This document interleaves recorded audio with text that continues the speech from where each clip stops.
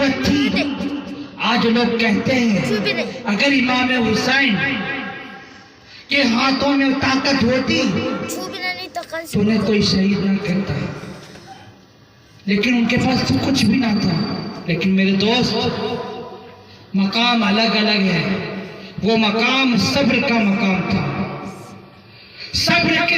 میرے امام علی مقام کے ہاتھوں میں اللہ نے اتنی طاقت دی تھی، اگر چاہتے میرے امام تو کربلا کی زمین پر کوثر کھول دیتے، جنت سے کوثر آ جاتا، لیکن وہ جگہ صبر کی جگہ تھی، اس لیے کہ اگر امام صبر نہ کرتے تو امتحان تھا۔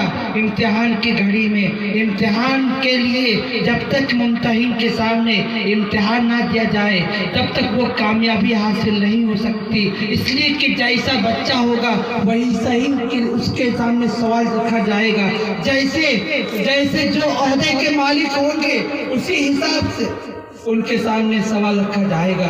میرے امام جیسا کوئی سوال کا جواب دینے والا صبح قیامت تک پیدا نہ ہوگا، کہ میرے امام نے ایسے سوال کا جواب حل کیا، ایسے امتحان کو حل کیا ہے جس پر اگلوں کا قرض بھی معاف کیا اور پچھلوں کا بھی قرض معاف کیا۔ جن کو حضرت ابراہیم علیہ السلام کے بیٹے حضرت اسماعیل ذبیح اللہ علیہ السلام کو جب قربانی کے لیے منی کے میدان میں رکھا گیا، اللہ نے حکم دیا کہ ابراہیم جو آپ کو سب سے چہیتا ہو اس کو اللہ کی راہ میں قربانی کرو۔ تو ابراہیم کی خواب میں پہلے دن آئے تو آپ نے اونٹ کیا، دوسرے دن آئے پھر 100 اونٹ کیا، پھر تیسرے دن 100 اونٹ کیا۔ اللہ نے فرمایا اے ابراہیم جو تم کو سب سے عزیز ہو اس کی قربانی پیش کرو۔ تو حضرت ابراہیم سوچے کہ سب سے زیادہ عزیز تو میرا فرزند اسماعیل ہے، اللہ کی راہ میں اسماعیل کو قربان کر دیا۔ 1 منٹ کے لیے بھی آپ نے وقفہ نہ لیا، بلکہ اللہ کی خوشنودی کے لیے آپ نے اپنے بیٹے کو منی کے میدان میں آپ حاضر کر دیے۔ آپ کے بیٹے حضرت اسماعیل کے کاندھوں پر چھری ہے، سوچئے تو ذرا، وہ اسماعیل رضی اللہ تعالیٰ عنہ اسماعیل علیہ السلام کی ذات گرامی ہے۔ تب اللہ تبارک و تعالیٰ نے تمام فرشتوں کو جمع کر کے فرمایا قال انی جاعل فی الارض خلیفہ، آئے فرشتوں، میں نے اپنا خلیفہ زمین پر متعین کیا۔ اس میں بھی حکمت تھی، جب میں نے کہا کہ میں اپنا خلیفہ بنانا چاہتا ہوں تو فرشتوں نے کہا مولا تیری عبادت کے کام کافی ہے، تو انسانوں کو کیوں پیدا فرمائے گا؟ وہ تو خون ریزی کریں گے، فساد برپا کریں گے، مولا تیری عبادت کے لیے ہم کافی ہے۔ لیکن مولا نے فرمایا انی اعلم ما لا تعلمون، اے میرے فرشتے جو میں جانتا ہوں وہ تم نہیں جانتے۔ جب مقتل میں حضرت اسماعیل کو ذبح کرنے کے لیے لایا گیا تب اللہ نے فرشتوں کو گواہ بنا کر فرمایا اے فرشتوں دیکھو جو میں جانتا تھا وہ تم نہیں جانتے تھے۔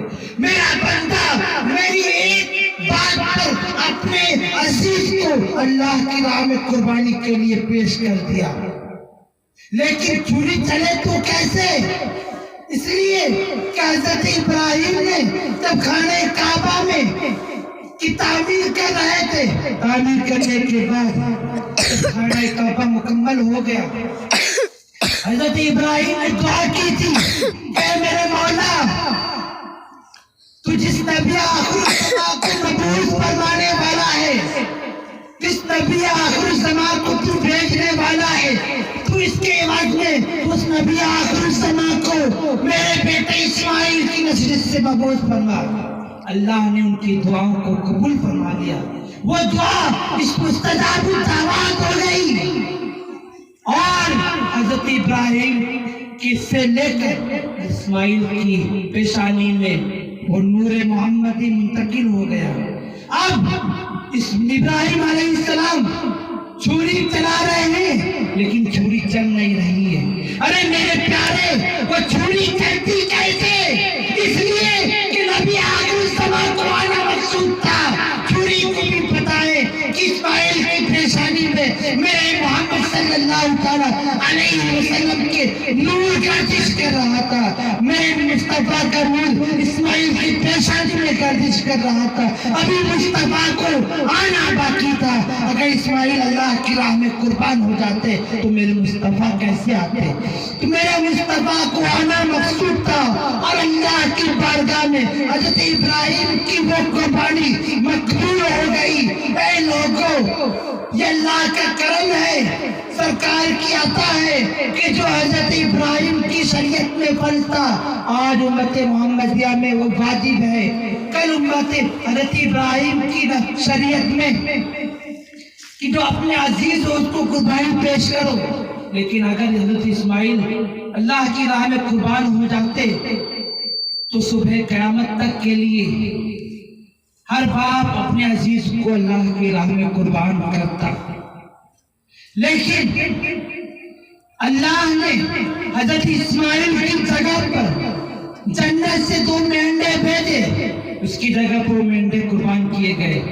نبی کو آنا مقصود تھا، ایک قرض تو حضرت اسماعیل کا تھا، دوسرا قرض حضرت عبداللہ کا تھا، اس لیے کہ حضرت عبداللہ بھی اللہ کی راہ میں شہید کرنے کے لیے منت مانا تھا حضرت عبدالمطلب نے کہ تم اگر میری منت پوری ہو گئی تو میں اپنے بیٹے کو تیری راہ میں قربان کروں گا، جو میرا سب سے عزیز ہوگا میں تجھے تیری بارگاہ میں اس کو قربان کروں گا۔ سرکار کے کاندھوں پر سرکار 2 قرض تھا، ایک تو حضرت اسماعیل کا، دوسرا اپنے والد محترم حضرت سید عبداللہ رضی اللہ تعالیٰ عنہ کا۔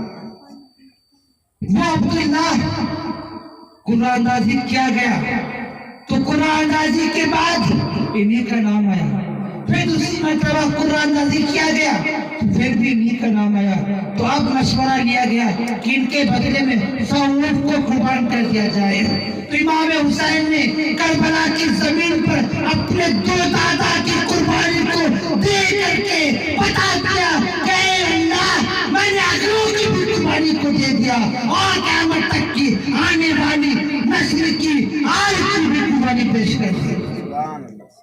وہ میرے امام میں علی مقام رضی اللہ تعالیٰ عنہ کا مقام تھا، وہ مقام صبر تھا اور یہ مقام ولایت تھا۔ یہ مقام ولایت کی منزل پر کھڑے رہ کر یہاں پر کرامت دکھانا مقصود تھا، اگر کرامت دکھاتے نہ خواجہ تو لوگ وابستہ نہ ہوتے، یہاں پر کرامت دکھانا مقصود تھا، اسی لیے غوث کی نگاہ بھی خواجہ پر تھی، غوث کی نگاہ بھی خواجہ پر تھی، حضرت داتا حجویری کی نگاہ بھی میرے خواجہ پر تھی۔ میرا خواجہ ایسا سخی بادشاہ تھا جنہوں نے دنیا میں رہ کر وہ بات ثابت کر دیا کہ آج میں اس زمین پر کیا صبح قیامت تک نہ ایسا کوئی بادشاہ پیدا ہوا نہ ایسا کوئی بادشاہ پیدا ہوگا جو سرکار خواجہ غریب نواز جیسا بادشاہ ہو، جنہوں نے غیروں کو بھی اپنایا، جنہوں نے غیروں کو بھی اپنے سینے سے لگا کر اس کو اسلام کے دائرے میں لایا، اللہ کر کے لا الہ الا اللہ محمد رسول اللہ کی تعلیم دی۔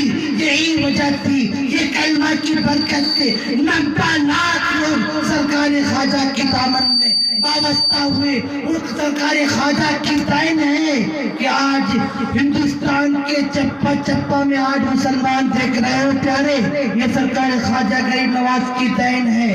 آج کہنے والے کہتے ہیں کہ سرکار خواجہ غریب نواز نے کیا کیا، میں پوچھتا ہوں اگر سرکار خواجہ غریب نواز نہ کرتے تو تم کیا کرتے؟ تم تو ویسے ہی بات بحال ہو جاتے۔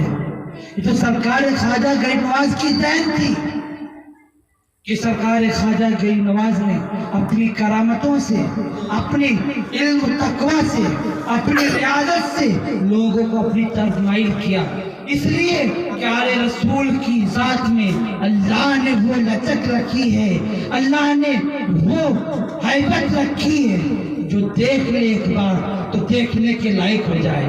جو سرکار خواجہ غریب نواز کو دیکھ لے تو زمانہ اس کو دیکھنے والا بنا دے، زمانہ اس کو دیکھنے کے لائق بن جائے۔ آج بھی ہندوستان میں کوئی بھی وزیر اعظم بنتا ہے تو جب تک سرکار خواجہ غریب نواز کی طرف سے منظوری نہیں ملتی تب تک وہ وزیر اعظم بن نہیں سکتا. اس لیے جب تک خواجہ غریب نواز جب تک اسے منظوری نہ دے دے وہ وزیر اعظم کی کرسی پر بیٹھ نہیں سکتا. میں اپنے وقت اپنی تقریر کو یہیں پہ ختم کرتا ہوں.